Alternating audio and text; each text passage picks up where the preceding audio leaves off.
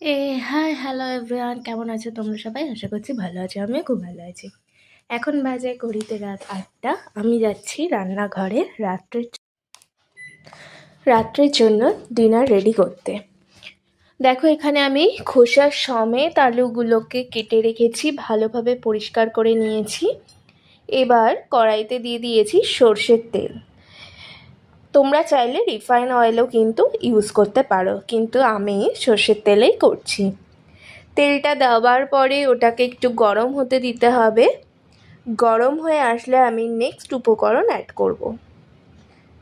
দেখো, তেলটা গরম হয়ে গেছে। এবার আমি দিয়ে দেব 5 ফোড়ন।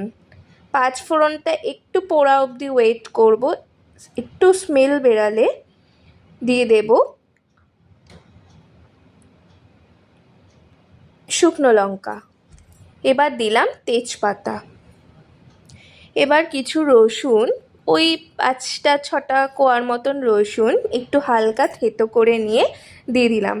হালকা ভাজা ভাজা হয়ে আসলে আমি তার মধ্যে অ্যাড করে দেব আলুগুলো। এবার আলুগুলোকে একটু নাড়াচাড়া করে নেব সব কিছুর সাথে ভালোভাবে। এবার দিয়ে দেব পরিমাণ মতো নুন।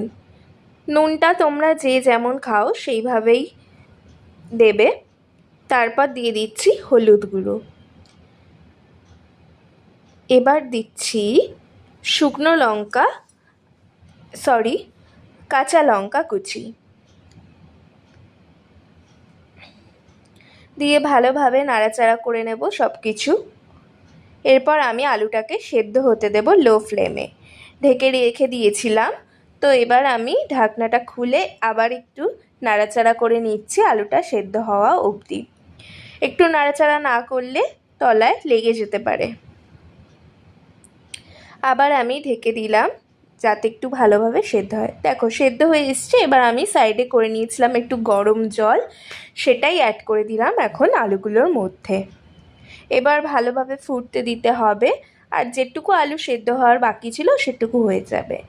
এবার অ্যাড করলাম এতে চিনি। চিনিটা কিন্তু একটু পরিমাণে বেশি দিতে হবে, কারণ এটা একটু মিষ্টি মিষ্টি লাগবে। ঝাল নুন মিষ্টি সব কিছু মিক্সড লাগবে, তো মিষ্টির পরিমাণ কিন্তু এটাতে একটু বেশি লাগে। এবার এটাকে ভালোভাবে ফুটতে দিতে হবে। দেখো, প্রায় হয়ে গেছে। এবার আলুগুলোকে আমি একটু স্ম্যাশড করে দিচ্ছি, তাতে ঝোলটা একটু ঘন হয়ে আসবে তাড়াতাড়ি। দেখো, আমার কিন্তু রেডি এখানে আলুর তরকারি। দেখা হচ্ছে নেক্সট ভিডিওতে। বাই।